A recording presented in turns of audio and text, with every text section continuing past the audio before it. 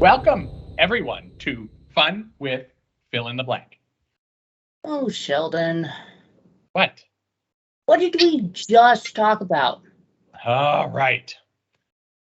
Welcome, everyone, to Fun with Billing, the value basis episode.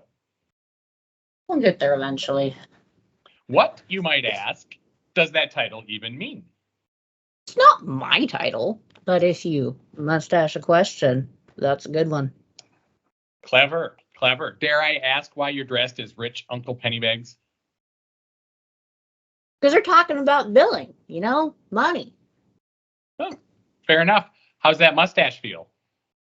I'm taking it off. I have mug.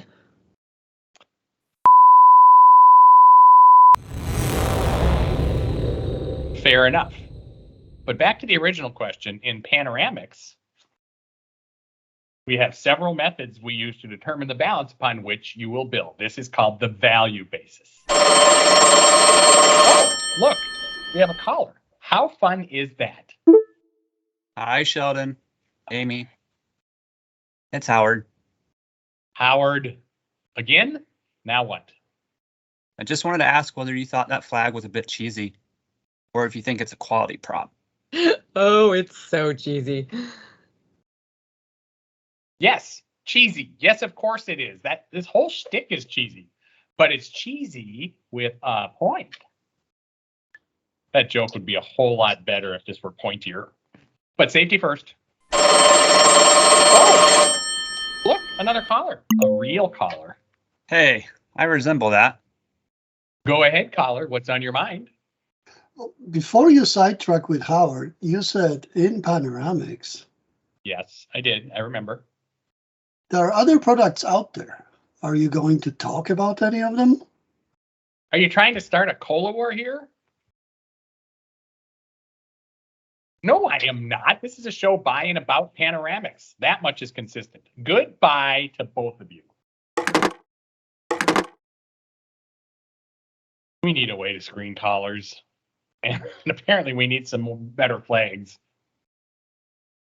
So, getting back to the value basis, the account or portfolio or household balance on some X date is not the only method for determining a billing value? Heavens, no. Though this is one of the ways, and it will work for both billing in advance and in arrears, which is another billing parameter to consider when making your value-based selection.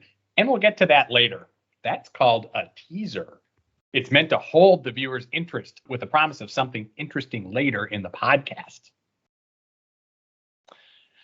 In panoramics, we refer to this particular way of determining the billing balance as end of period. End of period balance is the first value basis in the drop-down list, and it is the simplest one. Whatever the balance was on that day, use it. No adjustments. Easy, simple. Everyone understands it. Why do anything else?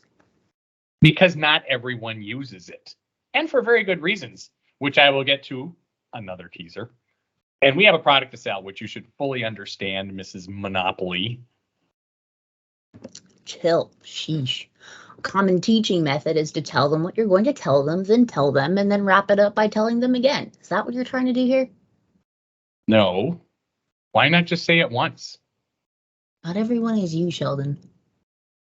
I know. Next on the list, woohoo, is average balance. As we talked about before, well, not here before, or even previous episodes of this show, but other shows and in our product documentation and various white papers, there are all kinds of ways to compute an average balance. In fact, there are 14 of them. Regardless of the math, an average balance applies to cases when you bill in arrears. This means you are billing for the last month or quarter rather than for the next month or the next quarter. Panoramics lets you bill in either advance or in arrears. Teaser 1 satisfied. An average can be as simple as the sum of two numbers divided by 2. The panoramics formula for an average balance is a little more complicated than that. Amy, would you like to walk the good folks of podcast land through the math?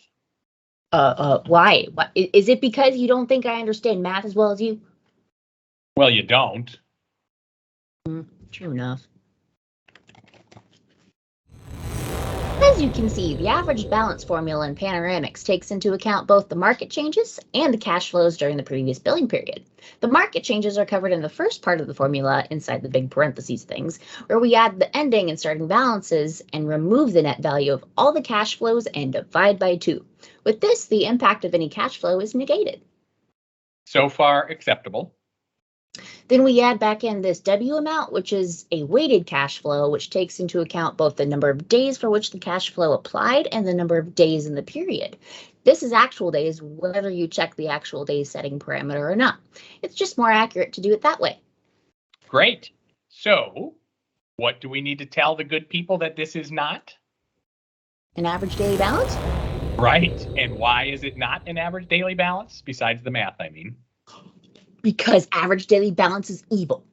And who said that? You did. Right. I did. And well, it is.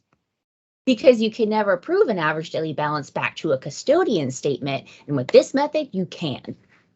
Bazinga! Next up, end of period balance plus weighted cash flows. Oh, you want to keep going? How about if instead we refer to our award-winning help guides and webinars where we have already explained all of this for our dear clients and podcastians. So let's bring it on home, Amy. Is that a Led Zeppelin lyric, Sheldon? What's a Led Zeppelin? That sounds like a disaster in the making. Never mind. Before I do bring it on home to you, did we cover both teasers? Well, we did cover the first one, advance versus arrears. And the second one is the question, why not just use end of period balance? Because simply using a single end of period balance as the value basis isn't necessarily considered the most fair method, especially when billing in arrears. And all of your billing is a balance between easy and fair. We've covered that in our webinars and white papers already too, Sheldon. Tell them what you're going to tell them, and then tell them what you told them, Amy. Oh boy. Any final words? Yes, remember the golden rule. Keep your billing simple. And average daily balance is equal.